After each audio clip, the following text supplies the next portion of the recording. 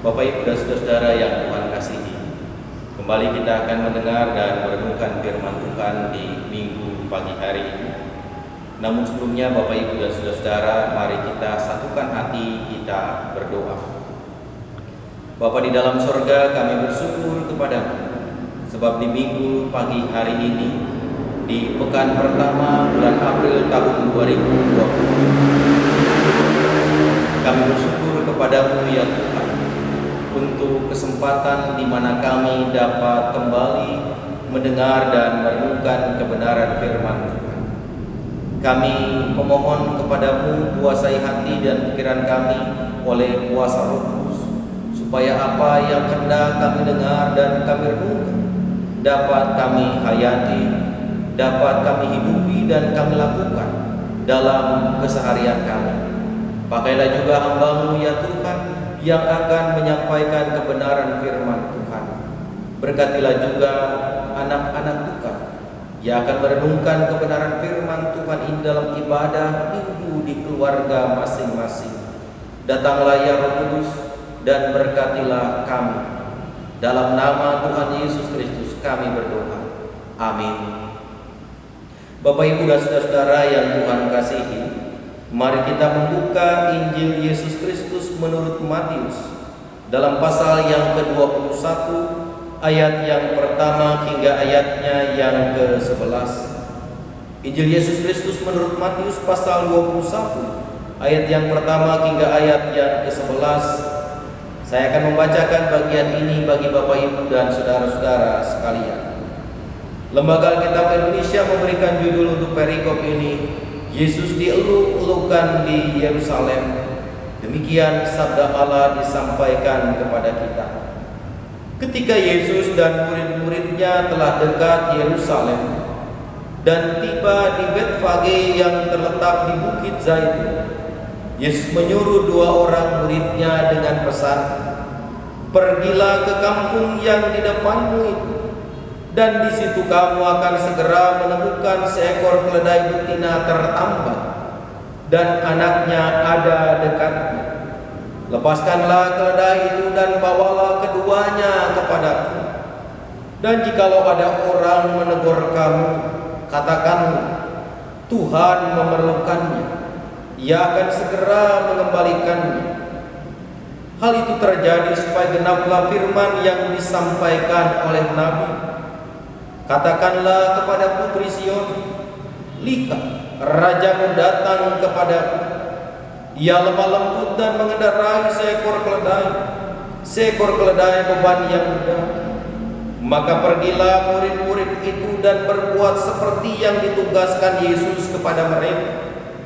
Mereka membawa keledai betina itu bersama anaknya, lalu mengalasinya dengan pakaian mereka, dan Yesus pun naik ke atasnya.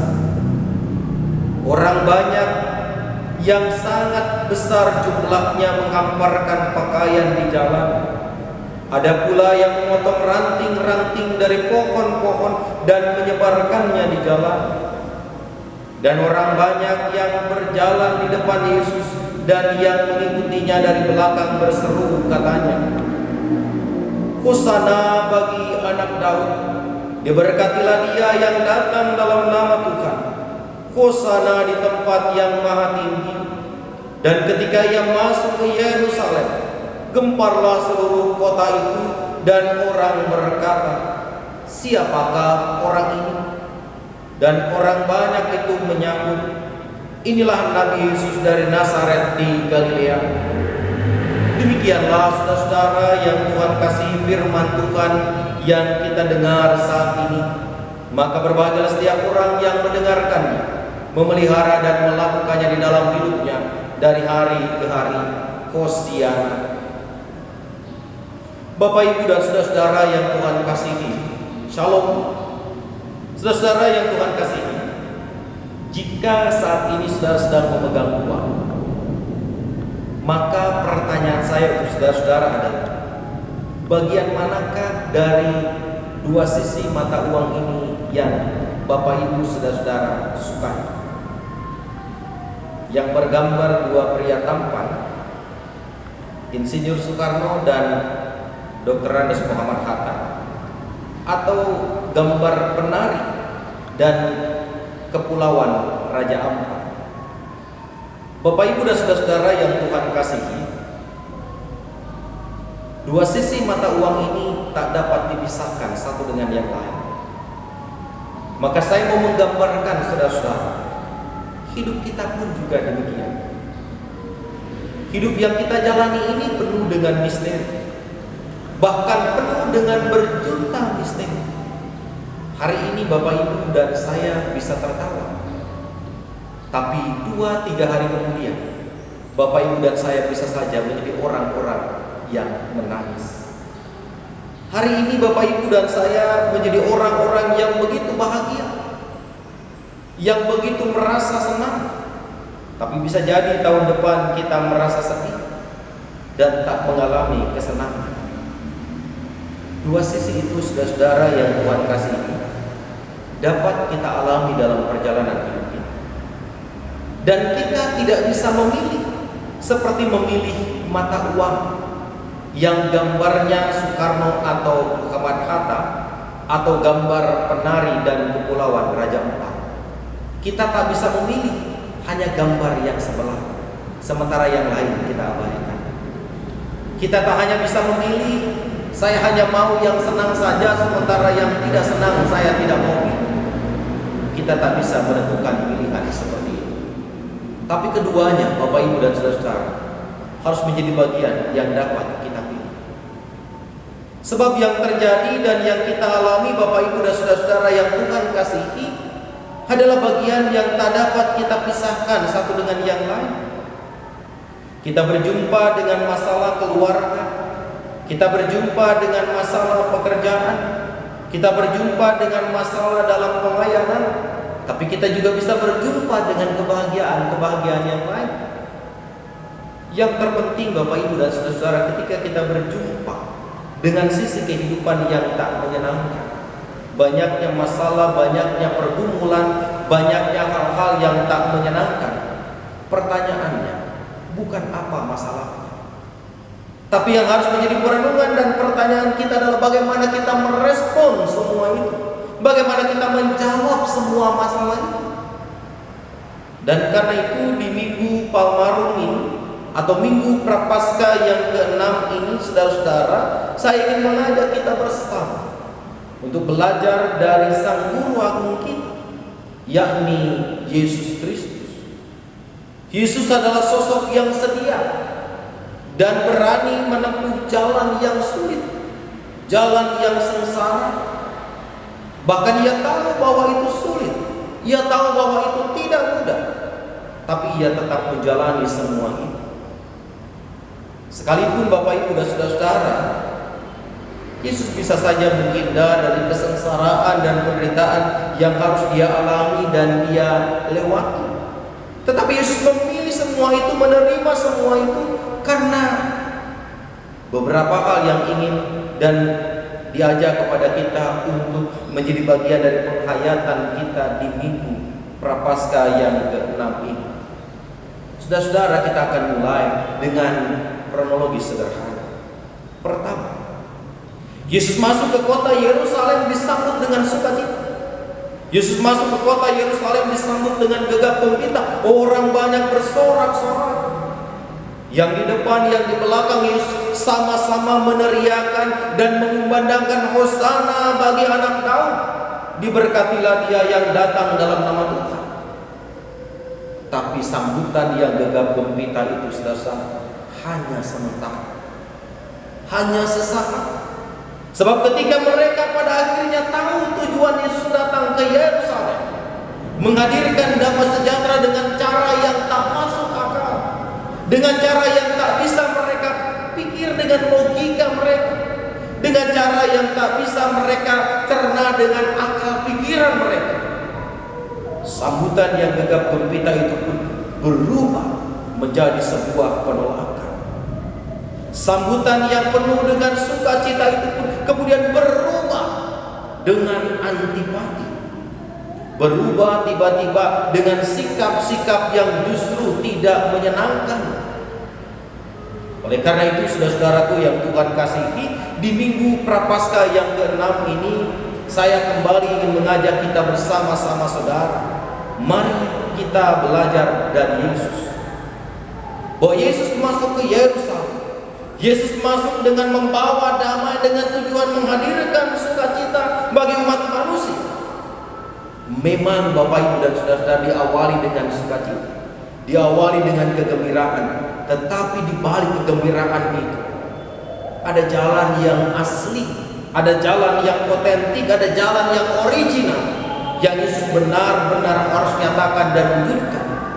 Bahwa damai itu bukan sesuatu yang mudah, sukacita itu bukan sesuatu yang mudah, damai sejahtera itu bukan hal yang murahan.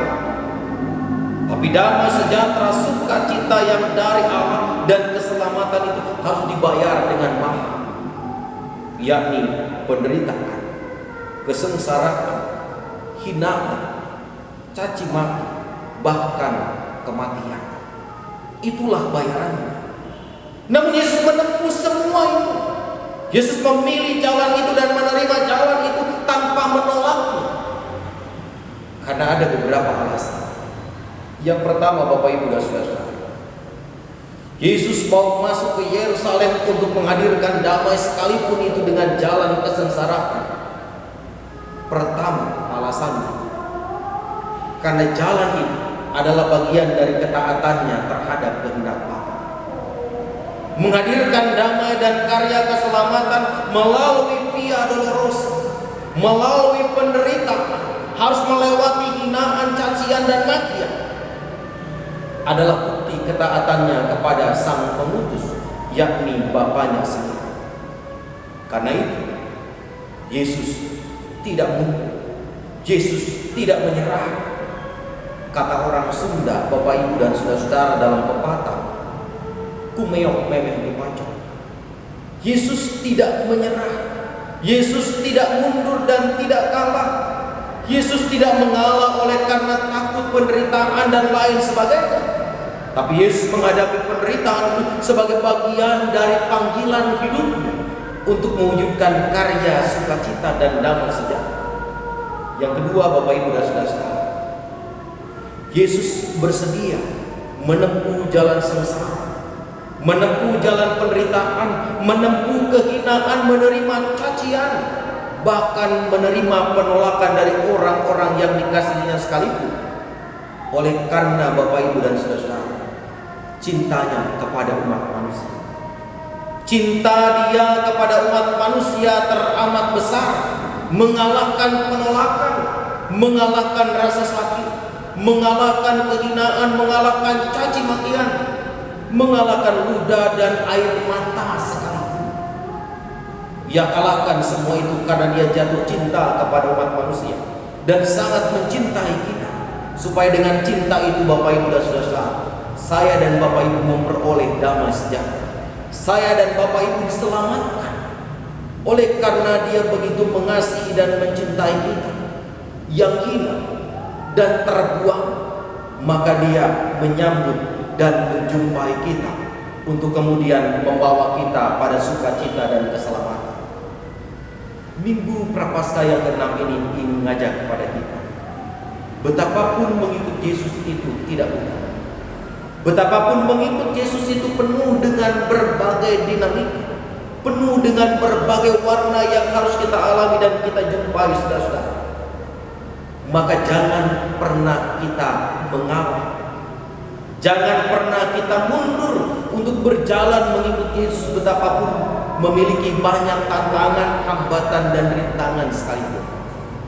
Percayalah, ketika kita setia dan taat berjalan bersama dengan Dia, Yesus akan mengasihi dan menopang kita senantiasa. Yang kedua, saudara-saudara, jika Yesus rela berkorban karena cintanya kepada kita, karena mengasihi kita, maka demikian pula dengan kita, saudara-saudara.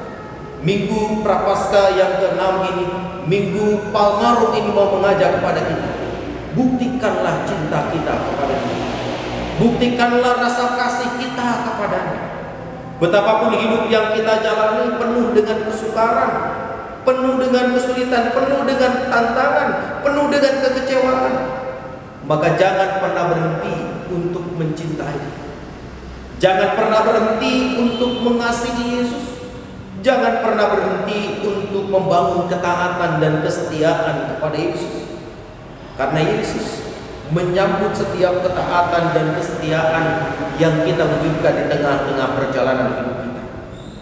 Oleh karena itu, saudara-saudaraku yang Tuhan kasihi, pesan firman Tuhan yang disampaikan kepada kita saat ini hendaknya semakin mendorong dan memotivasi kita untuk terus menunjukkan rasa cinta dan kasih kita kepadanya, dan untuk terus memperlihatkan kesetiaan kita yang tak pernah berubah, yang tak pernah berganti tiba-tiba oleh karena situasi dan keadaan. Percayalah, saat kita setia, Dia sudah setia kepada kita. Saat kita mencintai Dia, Dia sudah lebih dahulu mengorbankan cintanya untuk kita. Jangan pernah mundur untuk berjalan bersama dengan Dia, karena Dia menanti kedatangan kita sekalian. Rayakanlah Minggu Prapaskah yang ke-6 ini sebelum kita bersama-sama bersukacita merayakan undangan Dia dalam kesukacitaan bersama-sama dengannya. Tuhan memberkati kita sekalian. Amin.